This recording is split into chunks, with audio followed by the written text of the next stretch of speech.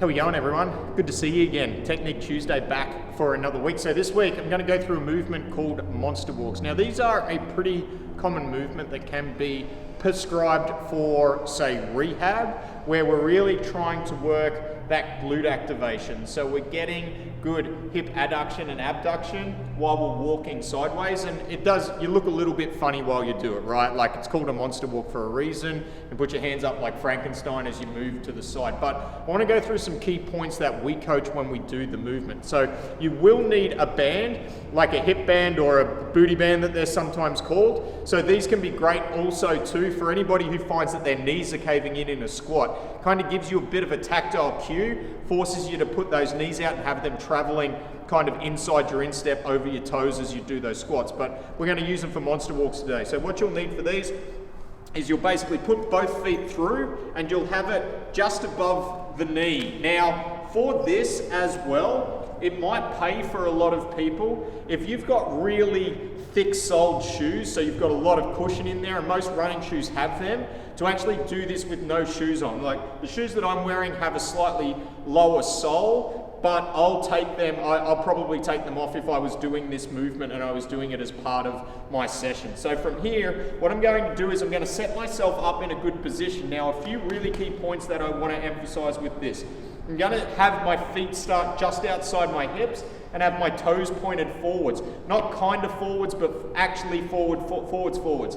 When I'm in this position, I'm going to have a slight bend in my knee. I'm going to set my hips back, and this is the position that I want to stay in as I move through. I'm going to think about taking my big toes and digging them into the floor, and then what I'm going to do, keeping this nice set athletic position, I'm going to take a small step to the side, and then I'm going to reset back to that original home position. Open up, and then come back.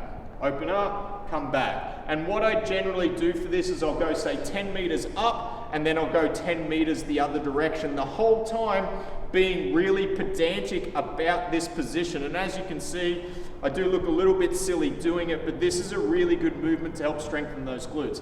Some common faults that a lot of people tend to do, especially as they get tired, is they stop focusing on that position, and it kind of turns into, I'm going to open that foot up as I do it because I want to try and rush through it. That's the main reason why we'd probably only do 5 or 10 meters each way, because if you're going to go for like 30 meters one way and 30 meters the other, it's easy to lose that focus and lose that concentration. So keeping those toes pointed forwards, taking that half step out and then half step back in, making sure that we're returning to this good athletic position the whole time, not just standing up and moving across. We want those hips set back. Okay, really think about pulling the ground apart with our feet, digging those big toes in, opening up and opening back.